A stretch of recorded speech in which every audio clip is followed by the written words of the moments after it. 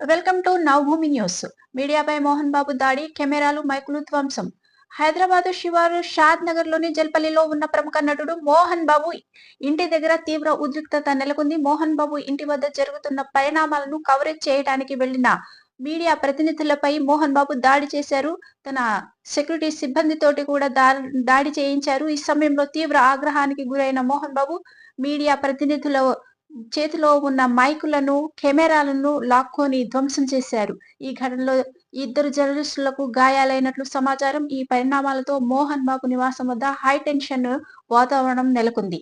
కాగా మంగళవారం మోహన్ బాబు ఇంటికి వచ్చిన ఆయన కుమారుడు హీరో మంచు మనోజ్, అతడి భార్య మౌనిక ఇంట్లోకి రానియకుండా సెక్యూరిటీ సిబ్బంది అడ్డుకున్నారు.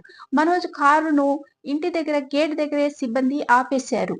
కా కారు దిగిన మనోజ్ దంపతులు ఇంట్లోకి వెళ్లేందుకు ప్రయత్నించగా మోహన్ బాబు సెక్యూరిటీ సిబ్బంది రాకుండా అడ్డుకున్నారు.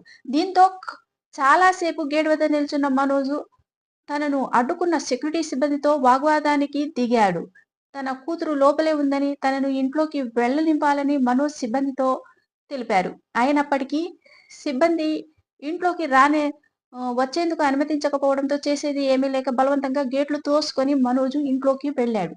ఈ ఎపిసోడ్ మొత్తాన్ని కవరేజ్ చేస్తున్న జర్నలిస్టులపై మోహన్ బాబు దాడికి దిగారు. తీవ్ర కోపోద్రిక్తుడైన ఆయన జర్నలిస్టుల మైకులను, కెమెరాలను లాక్కున్నాడు. ఈ నాటకీయ పరిణామాలను జల్పల్లిలో మోహన్ బాబు ఇంటి దగ్గర హైడ్రామా నెలకొంది.